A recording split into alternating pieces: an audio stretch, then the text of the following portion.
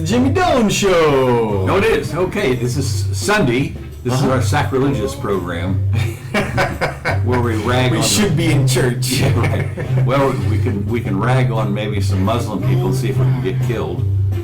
Something, I don't know. We've already ragged on the Pope this week, so we can let him off the hook. Yeah. So here's Jimmy Doane Show, and I think you can call in here some way, shape. I think there's a way, and but.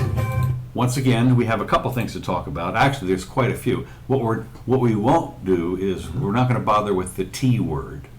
Okay. Yeah, I am just not. You're on OT overload. Oh my God! I mean, overload, and I haven't even listened to the morning shows yet because I don't have a TV, so I get their podcasts. You know, usually later in the day or first thing in the morning from the three of them. Except I cut off F. Chuck.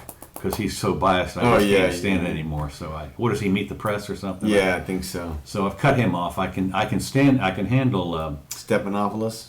No, not too much. I mean, give me a break. I mean, here's the guy who was chief of staff for A. Clinton. Yeah. And then do you suppose no bias. Hillary gets elected and hey Hill. That's right. So no, it was this John Dickerson. Runs the Face. Oh yeah, Face the Nation, the new Face the Nation guy. Yeah, he's not too bad. Yeah, and Chris Wallace isn't too bad. Yeah, but we lost John McLaughlin. Yes, that was sad. Yeah, too bad. I mean, he'd been on forever. Yeah, I see same format. Well, except this homage they did, of course, was from 1985. Yeah. The show was, and it's interesting to see how people have changed. Yeah. And dead people now, that kind of thing. Well, hey, before we get going too far, I want to tell you can call into the show at this number, and if I can make just a little bit bigger, you can actually see the whole number there. There we go.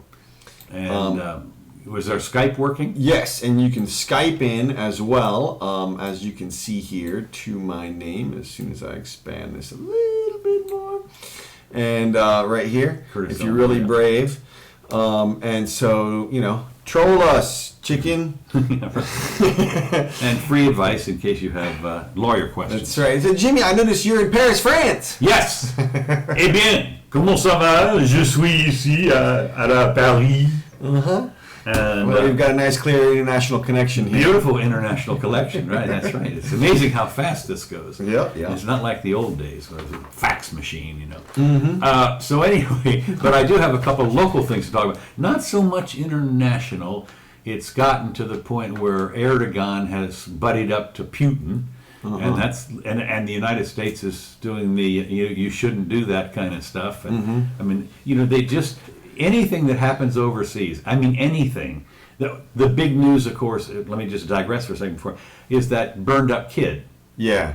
I mean, and they are going nuts about it. From Aleppo. From Aleppo, yeah. I mean, you talk about heartstrings and everything like that.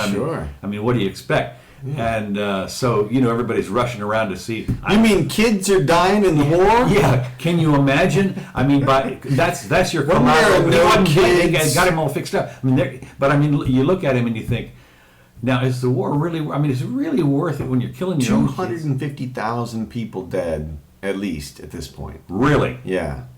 Just in the last few years. Oh, my God. And you know that not all of them are soldiers. Oh, my God. Yeah, no, not even close. No, not even close. No. That's the civilians. That's approaching like they were all soldiers, I guess. Our Civil War was 600,000. Yeah. But but seriously, that's these guys we lost in like World War II, I mean, that's... Yeah. Well, not quite. But I memean, the fact is that this brings to you look at a picture like that and you would think that everybody would just put their guns down and say, screw it. Yeah. I mean, why am I going into sovereign territory for what? And one of the things that's interesting, have you noticed that... the only time they have these conflicts is when we want something. Like what? Oil. But Syria... and Yemen is lithium. Or no, Afghanistan is lithium for the world, or which we use in all our batteries and stuff. I mean, they're not... It's either oil or something like that gets the people, rebels, and everybody, all up and everything, unless it's a civil war. You're talking about resources. Right. And resources, of course, translate into the economy for them. Right. And and I can agree with you to the extent that when the economy for them sucks really bad, it's a lot easier for them to get drawn into a military conflict. Yeah, but what are we doing there? Well, facilitating. Yeah, right. Yeah, I saw that. I talked about that the other day. We've got moderate rebels on our side. Moderate rebels. Yeah. That's right. And of course, every time it's kind of interesting that every time we've been on somebody's side, we end up killing them. I mean, you would want to be on our side. No. I mean, there's two places you don't want to be. You don't want to be on the side of the United. You don't want help from the United States, like Osama bin Laden got help when they were defeating the Russians. Okay. He did, by our special team. And by the same token, there's this area around the Clintons that you don't want to penetrate, because I think there was another one here in the last week that, somebody said there was... I don't know. Somebody who was a confidant of... Oh, I know. Oh, the DNC I'll tell you what I did see. Yeah. No, but what I did see was... This is funny. A guy put on Facebook, he's standing there, he says, I'm an investigator, and I'm investigating the Clintons, and if I die for any reason in a plane crash, a knife wound, anything, suicide, no, it's not that. Right. And so the place you need to go look is... That was his inoculation. That was his inoculation, right. Well, we'll see. There's never been a smoking gun with all the accusations in it. She's Teflon as anybody. And of course that's why when you commit suicide, it was 2 shots to the back of the head and they can't find the weapon. Well, the Vince Foster one's what you're referring to, I think. I don't know if it was. And then he dragged his dead body 100 yards or something. Right. But I mean that was the most suspicious one from my perspective. I guess you're right, but I mean I don't like the barbell thing. I don't know what that guy was supposed to do. He was going to testify the next day. But it was about something relatively minor, some funds here and there or something. I mean, it could have been. Yeah, I mean, it could be, sure. Well, I don't have them at the tip of my fingers here, but there's been like 5 or 6. Yeah. And I mean, I could see where Brown, for instance, when the airplane crashed, when he was going over. Okay, everybody suffocates, everybody dies. Yeah, right. So I don't know. It's. But I mean, this is the pointlessness of the war. And of course, a lot of this, as I said... Well, this goes to show you that there's military people at the top who are willing to kill for stuff in every country, including Syria. Of course, as, Tung Tzu or whatever it is said, what's his name? The Art of Sun War. Tzu. Sun Tzu, yeah. He said, you don't go into a war without already having a plan to win. Yeah. And of course, when both sides have a plan to win, that's when it is a problem. Well, for sure. And, all wars start with deception, according to him as well. Right. That's the first rule of warfare is deceive your opponent, you know. And so... That's the second, third, and fourth rule. The cardinal rule. That's it. I mean, that's what you do. Let's face it. So anyway, but still, these guys, you look at it over. Well, I feel sorry for our guys who were over there. We've got people in Syria. Yeah, I know. Yeah, they said the U.S. backed, running around in burned out buildings and stuff, handing off arms to people, and they're carrying 70 pounds of stuff in 110 degree heat. I mean, right. Yeah. And and what are they really accomplishing? It's not like they've got air support from us or anything. I mean, there's Russian jets flying over them. And Kurds to the left, Turks to the right. Right. Who knows? Yeah. I feel bad for them. I wish we wouldn't be. I'm on the side of get the hell out of all those places. Yeah. If they want to burn each other up, fine. Man, yeah. I mean, it's not my job. I mean, and my money, goes to support that thing, and it's extracted to me from me by force. Yeah, I mean, if I could cut that part out of my tax bill. And how about the concept that the Russians are pretty actively involved in Syria at this point? Right. We just saw them launch a sortie from an Iranian base just last week. Yeah. And there was the finger wagging came out on that. Kerry said, we don't like the fact that you're operating out of a Syrian base. And I'm thinking, excuse me, we have like 100 bases over there that we operate out of. Well, it was an Iranian base. And, they're the Shias. And I get them all mixed up. Well, all you have to remember is that almost all of the Shias are concentrated in one spot, and that's Iran. Okay. And then there's a few other little pockets of them, notably Syria. Okay. But other than that, all the rest of the Arabs are Sunni. Okay. And so that's sort of the one way you can sort of understand the paranoia, if there is such a thing, in Iran, and why they would want nuclear weapons and stuff, is because they're literally surrounded by their enemies. And they hate each other. The Sunnis hate the Shias more than they hate any other groups. Mm-hmm. You know, they'd rather buddy up with a Jew than Well, they did. In fact, the fact is that for a while, that there was very secular places over there that they coexisted together very nicely. There were Jews and Christians and everything live in harmony. Sure. Well, some of those cities are ancient cities with long traditions of tolerance for all peoples. I mean, when you have an international hub for trading, for instance, and you have people walking from China, Silk Road. Yeah, I mean, you're gonna have some people that are like realizing, hey, these people are just like us, only they got a different hat or whatever it is. They got stuff. Right. I don't care who you are. You got stuff I want. That's right. Really nice. I don't care if I don't speak your language. You got stuff. Yeah. So that's of course that's the bottom line, is that as we talked about before in this little thing that was written years ago called iPencil, and you think of all the people that were involved in the production of a pencil, and from 1,000 different types of people, hundreds of languages, and someone that hate each other. It's a cooperative thing because it's private. Right. Right. All I care about is your money. It's my pencil. So that's right. So that's that. Anyway, so once again, I don't know if you would think that some of these guys, the sociopaths, would have some compassion or something about the picture with the kid, and what are they going to do? Lay down arms? I mean, right. If Assad gives up at this point, they're going to whack him. Yeah, no question. I mean, like they did in Libya. Yeah, I mean, he I don't think he can do the south of France thing at this point. I mean, I think there's a little too much heat. Our guys, I think, would be over in France where you are, trying to convince the French authorities, don't harbor these guys. Well, there's places that will, though. I mean, he can go. There's South American countries and stuff I think you could get to. There's non-extraditable places. But again, the point is, look, it's a sovereign country. Screw you.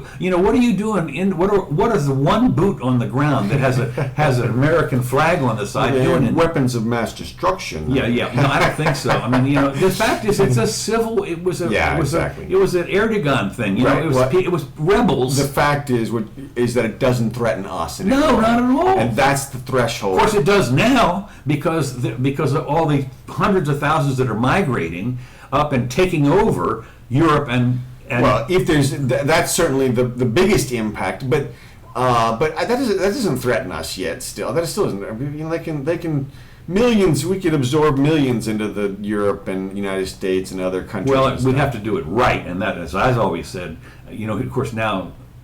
Oh well, I almost said the T word. No,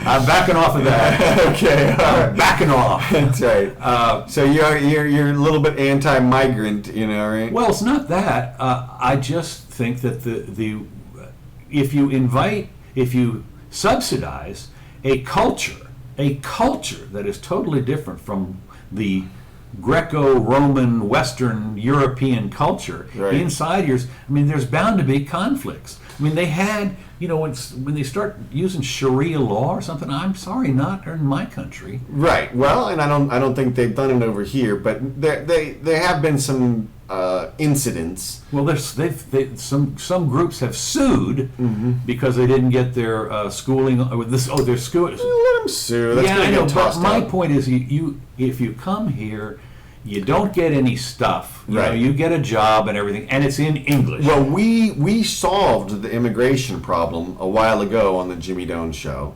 Right. With the implementation of the little border agents up and down the border. And what they would do is when an immigrant shows up, they would sign a piece of paper which says, you get nothing for at least 5 years or something. If you can survive that long with nothing, then you won't need it. Well, exactly. So, Either you'll be dead or you'll be all right. That's You know? right. And that paper's written in English. Right. Well, yeah, and you have to sign it, and of course we're getting your fingerprint off of that, little shot, and your DNA, and your picture, and if we need to, we'll zap you with a little RFID on the way. Right. What's that sting? What's that? Everybody gets stung by a bee going through That's here. Right. Implant. Yeah. Well, that was one of the. As far as the borders were concerned. If they're not coming in on an airplane, visa or whatever it is, or something like that. But again, the other, we had a humorous one, which maybe we'll talk about one of these days also for border control. Right. But yeah, that's the fact is that is the disruption that has occurred, and that little kid is sitting there because I think, as much as anything, because the countries meddle in other sovereign countries. Well, yeah, I mean, it's possible if we didn't get involved, that Assad would have already won. Right. And then the little boy... why do we want to see him go? Oh, weapons of mass... He's killing his own people? Not my problem. No, I think we just sort of got involved in a political mess. Well, and of course, it's like 9 guys at the top of the government that are all, the Defense Department guy and the military and the Pentagon. They're roaring to go do anything, any excuse. No, you mean in our country, the Hawks? Yeah, the Hawks in our country. Well, yeah, I mean, and there's probably an impetus from the MIC. Military-industrial complex. Right. Oh, yeah, for sure. Oh, are you kidding? To drop a bomb or two, or test out a new gun or something. Exactly. But at the same time, I gotta believe that the top guy, or the Obama administration and those who are allegedly setting the agenda believe that they're involved in some kind of humanitarian rescue. I mean, because Assad's father wiped out 60,000 people on that one day or whatever it was. They're there to prevent a genocide, so to speak. I mean, that's their... This was the Woodrow Wilson thing. I'm going to make the world safe for democracy. Well, I'm with you there, and I think we can assume that... They're not democratic. Not even close. Not even close. Yeah. I mean, you're going to go in there and change their culture at the point of a gun? How long is that going to last? Until you take the gun away. That's right. I mean, are you nuts? Yeah. Well, but that's the I know what the reason is. The justification. Right, and the leftist ideal is you force somebody to change to the right way until they do. Our way or the highway. Well, you force them to the right way, and then once you've forced them in that direction, then you can stop forcing, and then everything's fine. Yeah, it's the parent-child analogy. It's you force your child to do something, but unfortunately they're dealing with adults who are already who actually think for themselves more or less, right. And react to force. and when the drone bomb comes in and takes out the wedding party, they might get a little upset. And did you see there was a wedding party today that blew up in Turkey? Yeah, that was a suicide thing, though. Yeah. Kid suicide thing. Yeah. Wow. Well, they're having a rough time in Turkey as well. Yeah, they are. And talk about that at some point. Well, a lot of that has to do with the immigration business and so forth. There's, there's of course they border, on the western Turkey, they border the troubled areas there. Don't they? What's right below Turkey on? It's or above. Well, yeah, to the south of them is Iraq, right, and of course the Kurds are there, and the Kurds want their own country, right, and they're a big percentage of the population in Turkey, right. Generally, Turkey is one of those hubs that we were just talking about. As you know, it was the center of the Islamic Empire for several hundred years during the Middle Ages, when Suleiman the Magnificent was reigning, right, and his whole, I mean, they had this giant area that was all carved out for them, with the center being Constantinople, right, Istanbul, and of course before that it was the Holy Roman Empire, right, and so that the center of Turkey, or the capital of Turkey, is a melting pot, so to speak. It's a big international hub, and has been for 1,000 years or more. Way more. Yeah, and so since Alexander's time. Right, exactly. No, that's so. So they have ethnic strife in their country as well, and there's a history of are meddling in there, and coup after coup after coup attempt. Totally. This most recent thing is evidence of more instability in the area in our NATO ally there. And that's going to drag us into something. I mean, those guys are. We hadn't had to shoot off a big gun for a while. We need some excuse to go in with a big gun. They've got 50 crowd pleasers down in the south there. Really? Between 50 and 100 H bombs. No. Yeah, no, real weapons. But they've been there for like 50 years. So nobody's used them so far. Nobody cared during the Cold War. Nobody cared during the Iraq War. So they've been kept pretty solidly in that little Air Force base, but who knows? I don't know. More on Turkey later. But yeah. All right, let's switch gears here. We'll have a quick break.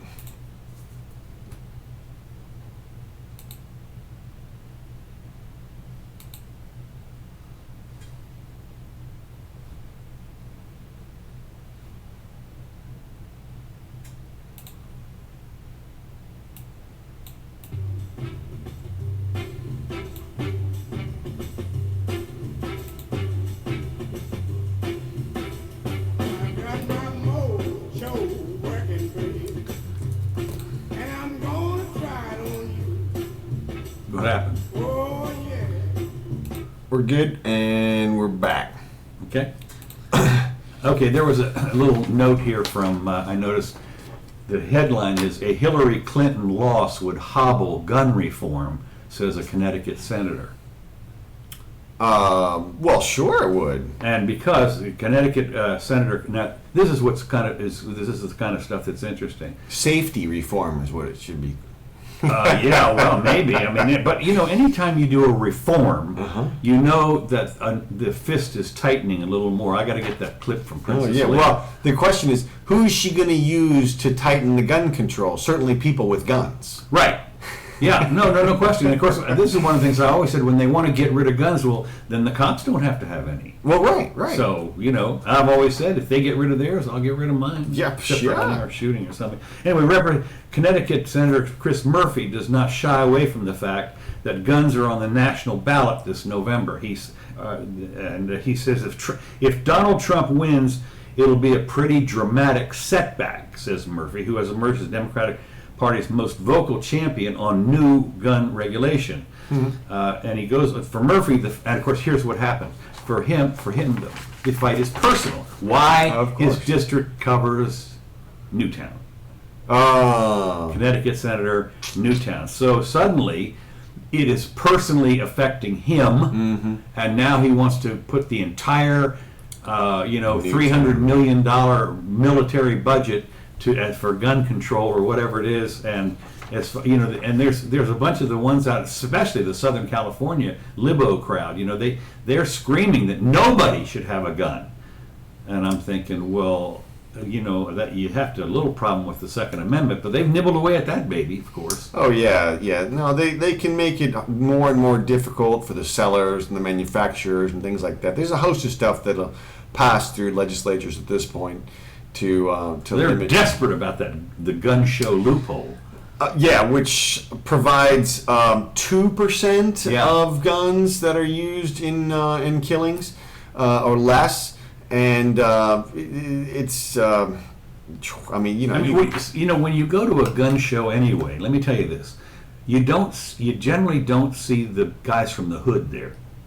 Oh yeah, no, you don't. Let me tell you, that's why only 2% of those guns, only 2% of homicides in the United States are committed with those guns, with gun hole loophole guns. 2%. So you could wipe that entire industry out, and you would change it. You'd wipe out a big 2%. Yeah, right. And then you have to counter. The question is this: would that limit gun ownership? And the answer is yes.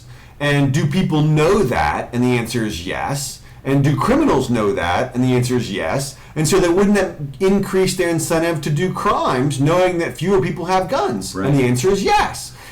And of course, and so you lose 2% at most, but then you gain other crime because of the boldness of criminals. But on its face, this is so immoral. I mean, you can't imagine. Well, yeah, sure, the whole free property thing and freedom and stuff like that. I mean, it's your personal property that you walk over to a guy and you say, "Would you like to buy?" Kids die, right? Well, the the thing about it is, what's interesting is to find out how much if the guns were confiscated, let's say, which of course what guns? The personal guns. All the guns, right? Yeah, and the gun shows were closed down and everything.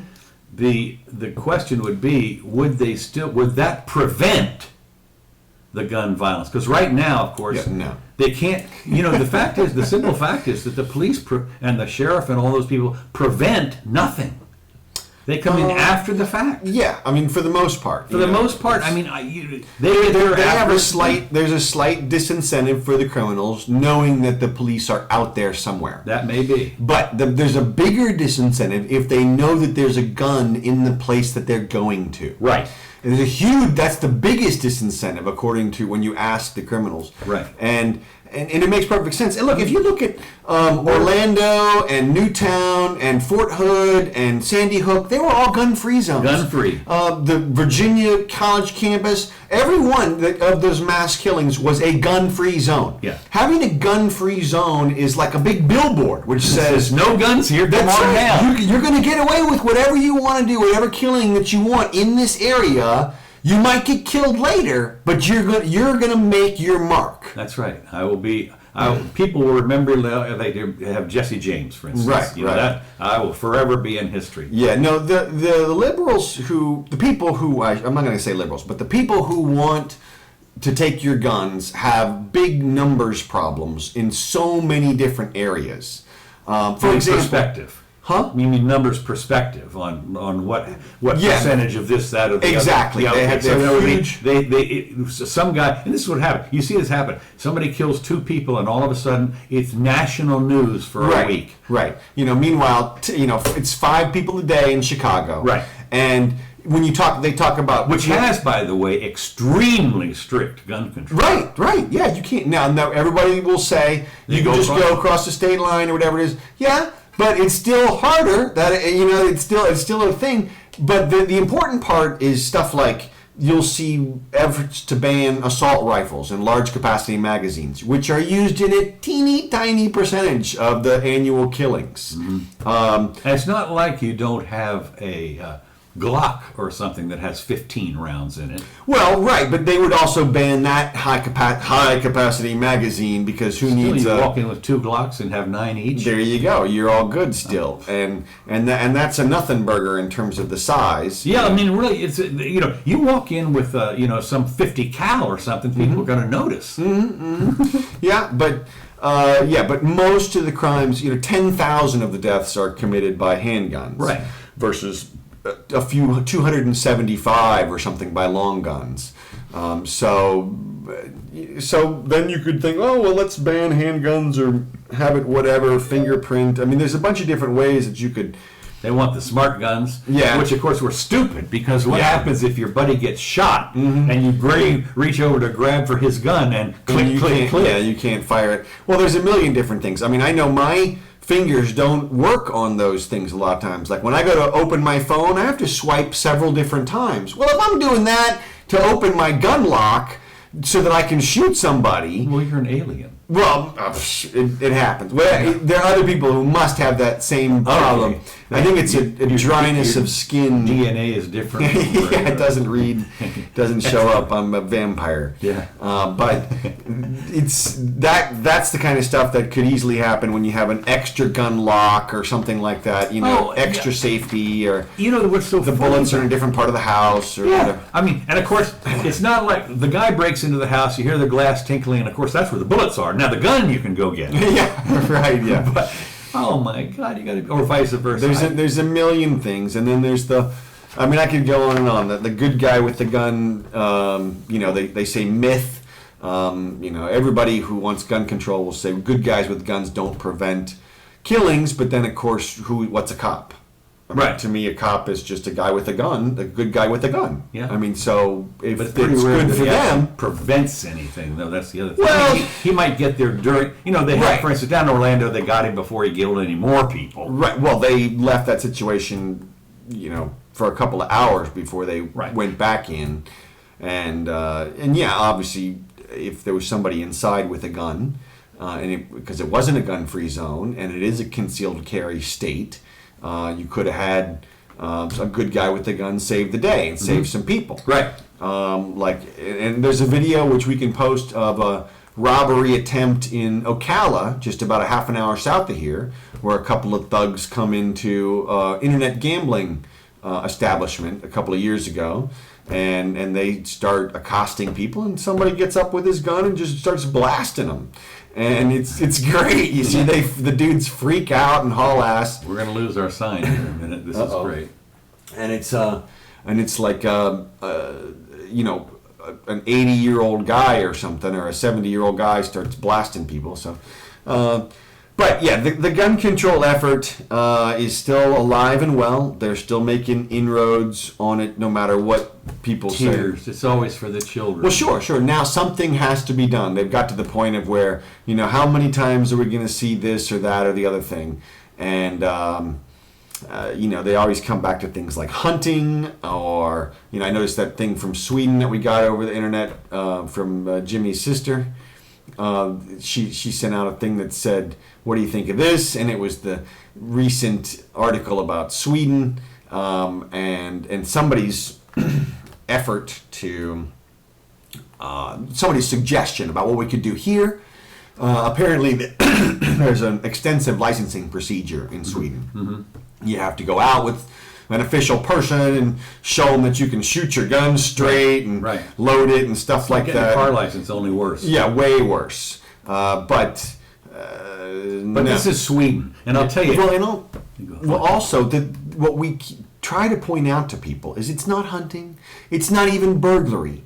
It's for the safety of the nation. The reason the Second Amendment's there is to prevent the government from taking your guns away. Right. So if you put somebody in the government in charge of the regulation, you're defeating the purpose entirely. Who is somebody? It's about equality. Who is somebody in the government, anybody in the government, to say that they can have a gun and you cannot?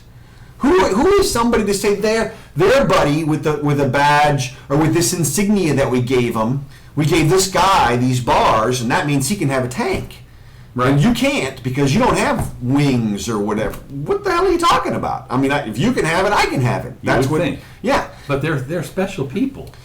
Apparently. They're the Praetorian Guard. They're the more equal animals than the rest of us. And according to them. the gun to prove it. And they do, and they're ready to enforce it. And they will mass you, to show you that you can't get away with them. You always see the stuff where there's 6 or 7 cops, for instance, when they're putting somebody down. Uh-huh. I mean, the 90-pound girl or the 120-pound or whatever, and they swarm, and you sit there and you think, yeah. You would use overwhelming force, Yeah, well, that's.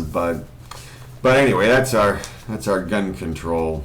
Well, the thing is, though, the other thing about it in Sweden is they do use it for hunting. It's a big hunting country, number one. Okay. Number one, and they don't have a Second Amendment. Mm-hmm. So the other thing is, up until recently, it's been a totally homogeneous society. I mean, the fact is that they're all buddies. They all know who each other are and everything, just about. And you can tell by the, other than there's a couple of little enclaves that are a little different, but nothing like the Basques in France or anything. Right. So the point is that there really wasn't any. I spent a year over there, and when I was there, it was all, Varsågoda, hey, how are you, whatever. The whole deal. It was just great. So it was all buddy. It was almost like living here in the South. You had, now they were a little more reserved, but I took that out of them. So anyway, I had my thing. Okay, moving on. Sure, let's do that. I got my mojo working, and I'm gonna try it out on. Oh yeah. All right. And we're back. Okay. Jimmy Doane Show here. You try and get on at 4 o'clock every day. Yeah. Sometimes on the weekends we will take it off. Not this Sunday though. We're on live streaming for upwards of maybe an hour. But it's a short. This is a short menu today. But I got one more thing here that unless you have an anecdote of some kind. Well, let's see. What do you got? Okay, this is what I got. This is an essay that was written. Essay. Yeah, that's right. It's something by the AP. Somebody in the AP had done a little research, and the title of this is "Why It Matters: Income Inequality." And what this is a rant on how income inequality is so bad. And of course, for the people that are on the low end of the totem pole, I suppose is if you're poverty or whatever it is, why it matters. Right. Well, when you have super rich next to super poor, it creates a little crime zone there. Well, it's I'm talking about what the government does mostly, and it's a lot of it's envy, because why did that guy get? So when you hear I won't say the libs, but I mean there are certain people that come out and say this income inequality is unacceptable, and we have to do something about it. Right. Well, like what? Well, no, I was going to say like Tolstoy or Lenin. Yeah. Lenin. That's exactly what he believed. Right. Yeah. It's not Tolstoy. That was the novel. No. Trotsky. Trotsky. I'm saying What the hell is he? Yeah, but I mean that's right. Trotsky. Sorry. Their solution, basically was you kill off a bunch of people that disagree, and I don't know, there's like 20 million or something like that. Anyway, let me move on. This is here in France. No, this is right. This is over there on the other side of the pont in the États-Unis. Okay, so anyway, here's the issue. The rich keep getting richer while more Americans are getting left behind financially. Income inequality has surged near levels last seen around the Great Depression. The average income for the top 1% has climbed 7.7% to $1.3 million each on an average, according to tax data and so forth and so on. Their pay climbed at almost twice the rate for the other 99%. And the other 99% average income is around $49,000. Now, of course, again, big curve, so there's included in there are people that are making $5,000 and so forth, out a couple of standard deviations. But why care how much the wealthy are really making? And of course, it cares to the people that are doing it, of course.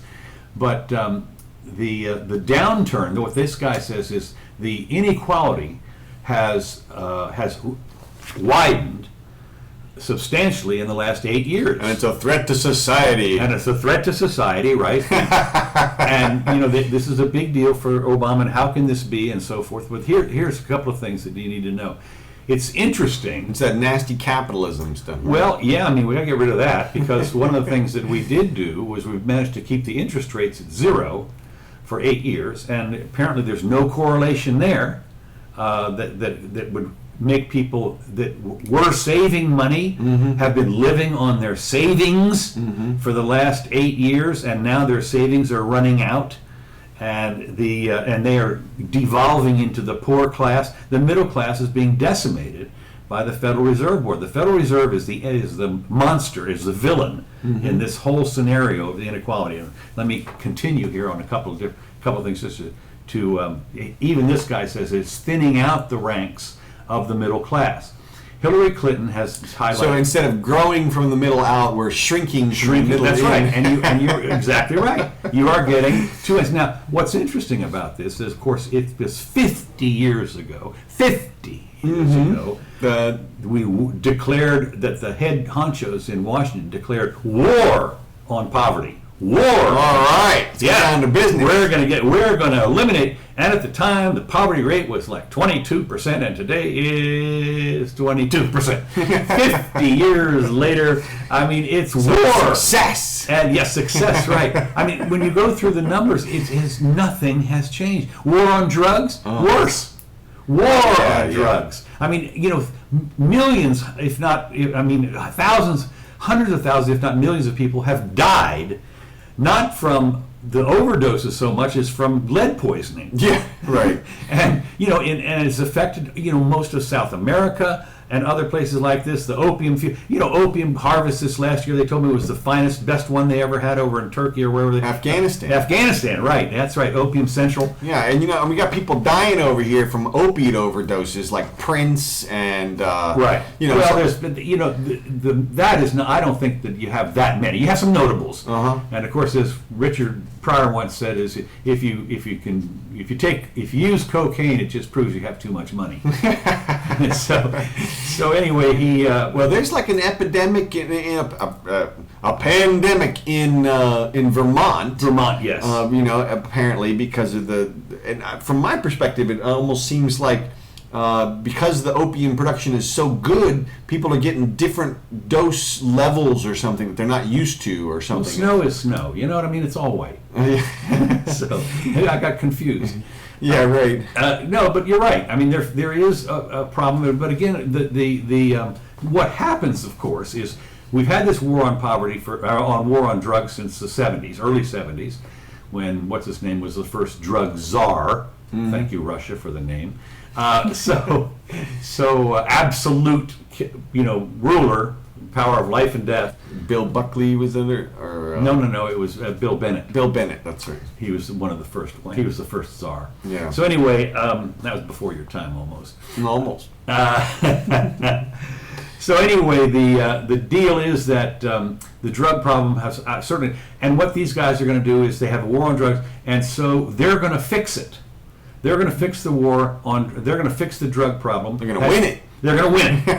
And so this is the other thing is we talk about when I'm talking about the inequality here of this started off as the inequality between the poor and the rich. Mm-hmm. You only have to look at who caused the problem, and it's the Federal Reserve by having the interest rates at 0 for 8 years. And now, how does that? Because here's why: in order to create stuff, you have to use savings to build the factory. Okay. You have to build the factory to create the stuff before you can buy it. It doesn't work the other way around. I'm sorry. Right. You first have to have a little time, extra time, and somebody else has put a little aside, and they are deferring, instead of spending that money on current consumption, they are deferring their pleasure by loaning the money, the capital, to the guy who wants to build the factory, and the guy says, give me my money back plus some interest in 10 years. Mm-hmm. And that's the bargain. So what you're saying is, because interest rates are kept artificially low, you can't loan people money because you can't get a return on your investment. Exactly. And so the lending for building and stuff has basically dried up. Right. Because you have the capital is being consumed.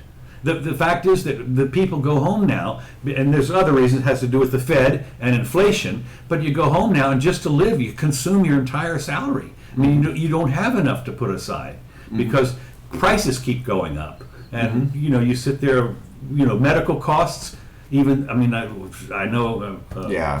an operation that costs $1,000 in Costa Rica is $10,000 here. Right. So, well, anybody, like you said before a show or two ago, anybody who hasn't noticed the inflation, open your eyes, look around, go down to the grocery store. Check the medical thing. There's some images going around Facebook now with the 1976 menu of McDonald's. Oh, I love it. They have. There was one that went around. It was the. I think it was like the 19.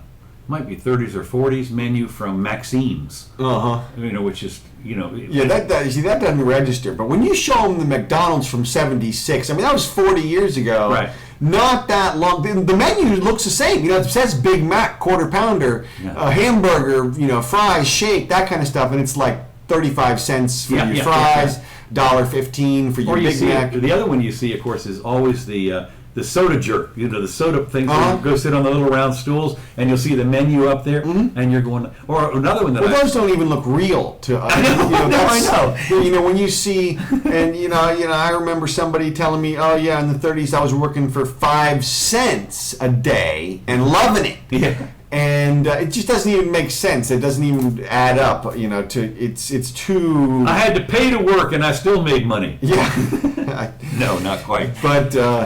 But yeah, you can see the difference, and these days, you know, now of course, it hadn't even really started. I don't think. No. It's accelerating. It's accelerating because, as I say, they've run out of bullets. One of the things that people don't understand is this country, until the end of the Reagan years, or roughly, was still a creditor country. We had people owed us more money than we owed. Not so much anymore at all. We have managed to spend all of that money and then borrow from all of the people that used to borrow from us, and we're not going to repay them. We're going to stiff them. So that's another thing. I guess you can always do it. Anyway, but here's Clinton, of course, the new queen, hopes to redirect more money to the middle class and impoverished. Well, where are you going to get it? Well, I'm going to get it. I'm going to raise taxes on the wealthy, like her, I guess. Oh, she pays 34%. What does she want to pay, 50% or whatever? Yeah. And of course, but only if everybody else is forced to pay that much. This is one thing about taxes that I always want to point out, and that is there's this impetus for everybody to need everybody else to pay higher taxes. And that doesn't make sense to me from the standpoint of this. If Hillary Clinton wants there to be higher taxes, all she has to do is send in a bigger check. Yeah. And if that's the right thing to do, then that's what you do. You don't need other people to send in bigger checks as well. You don't need that because that's them. They get to do what they want to do. But if I believe that taxes should be higher, why wouldn't I just be paying more? That's what I would do. I mean, that's what you would do. You would just send in a bigger check. So you don't need to raise taxes on anybody if you think about it. I'm not going to think about it. Okay. I'm just simply not going to think about it. No, tax the rich and everything will be just fine. And hand it down. This is our version of trickle-down economics. We take the money, hand it down, and we hand it right straight to them. You know, we don't know. We take a little brokerage fee. Right. But, I can't wait till they do a helicopter money drop, like just in NYC, just a big. Yeah, no, money ball. They're going to have to. They're going to have to do it pretty soon. They call it a helicopter ban or whatever. Yeah, but the helicopter money goes to like Goldman Sachs and Bank of America and stuff. They don't just drop a pallet, like confetti or like the parade. Okay, in the hood. Well, yeah, because then let's go ahead and create some volatility, some monetary volatility. Yeah. And velocity is what. Well, here's what's happened about this. This is why I'm interested in this article. The other candidate, other than Hillary, has blundermesses about how the system is rigged and so forth, and he wants to bring back jobs associated with the rise of middle class. He's promised new trade deals and infrastructure spending. Well, and at least he calls it spending, and not investment. Right. Because there is no investment. For now. For now, right. But the trade deal, again, it doesn't scare me. It's stupid because you don't need a trade deal. Well, and here's what it comes down to. Obviously, what you're assuming is that what he's going to do is he's going to go scrap like the TPP, and then he's going to call all of his buddies in Asia, and they're going to come up with a new TPP. Right. That's what you do with the Indians. You have a teepee. Right. Okay. And then when they have the new TTPP, then basically what's going to happen is it'll just be different winners picked by the government. Okay? Well, again, what I'm getting at is there is a possibility that he could tear up the 2,200-page one and make the 2-page deal. That's the only way it would work. And why, if you're going to do 2, why not 0? I mean, what could you put in? Well, what you would say in the 2-page deal is this is the entire agreement between the parties. There is no agreement between the parties. Well, no other agreement shall supersede this agreement. I mean, just enough to say this document says nothing, and it will be enforced at the point of a gun. That's right. Well, it'll be enforced, and therefore, okay, you're at least.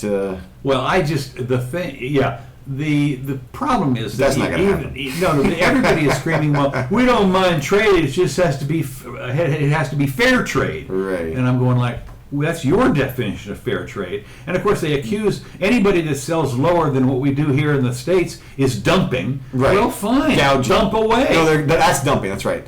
Gouging is the other way. Yeah, gouging is the other way, right. But I mean, dump away as far as I'm concerned. Well, right. Well, as we've talked about in the past, I mean, whenever a company or government decides to dump their products on another company or on other people, right, to flood the market, so to speak, every person who buys that dumped piece of is better off, right? Because they've saved money. They save money, and that money goes back into the economy. Well, it does, but I mean, the point is that and at the end, of course, that little fairy tale is going to run out. I mean, if you want to dump your products, if you keep dumping your products below cost, pretty soon you ain't going to be there. That's so all the people had a lot of fun, except for maybe the workers at the plant or whatever it is they're going to get. They have to go find a new job or whatever. Right. So again, this when I hear dumping, it's to me it's whining. You know, sure,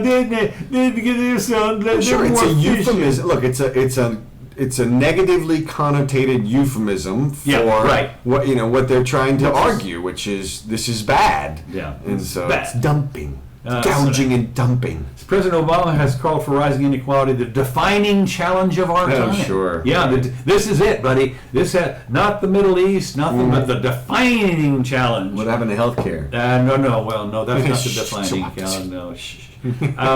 And experts, here the experts warn that it may be slowing overall economic growth. Greater inequality has created a festering distrust of government. Now, why would that be?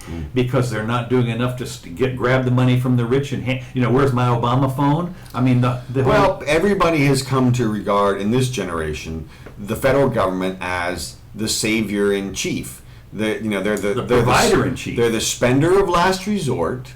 They're the provider of last resort. Everybody believes that. Well, they're the provider of first resort in some instances. Well, yeah. Well, like education. What I'm getting at how is, do you compete with free? What I'm getting at is once you accept the concept that they're responsible for everything, then if you don't have everything, guess whose fault it is? Right. So, I mean, that's just. Of course, they're going to assume that. But yeah.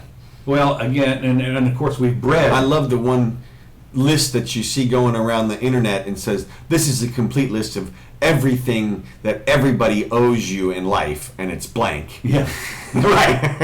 That's cute.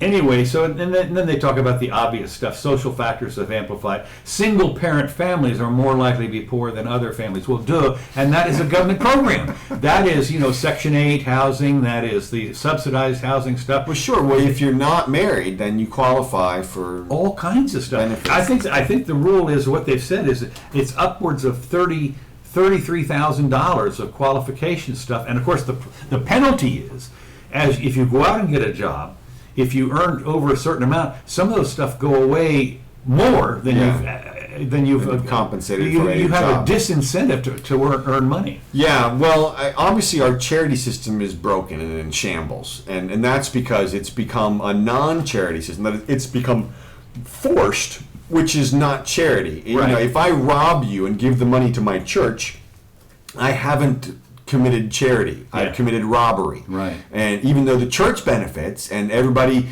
the church may have done great stuff with the money, give it to some sick kids or whatever it was. Doesn't matter. The ends don't justify the means. What happens if a guy with a mask comes up and a gun and takes your money because he wants to feed poor people? Well, exactly. That's what I'm saying. Yeah. And that's exactly what I'm saying. And that's exactly what we've accepted in this country is this concept that if the guy with the mask, right, if the guy with the mask has a badge or he swears that he's going to do what he considers to be good stuff with it, then it's okay that he can rob whoever he wants. Yeah. Exactly. Well, to just finish this off, I want to, on my business card here, here's the quote that's on the back of it. Okay.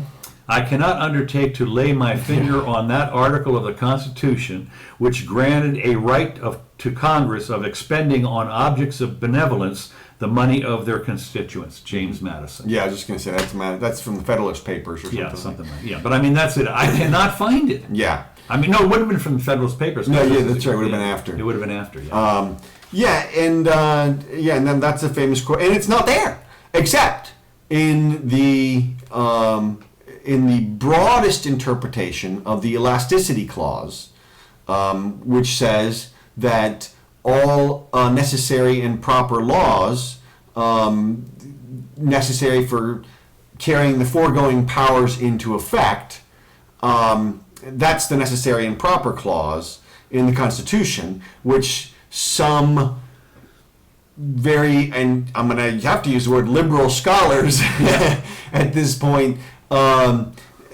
claim grants the federal government the power to do anything. And of course that's been reaffirmed.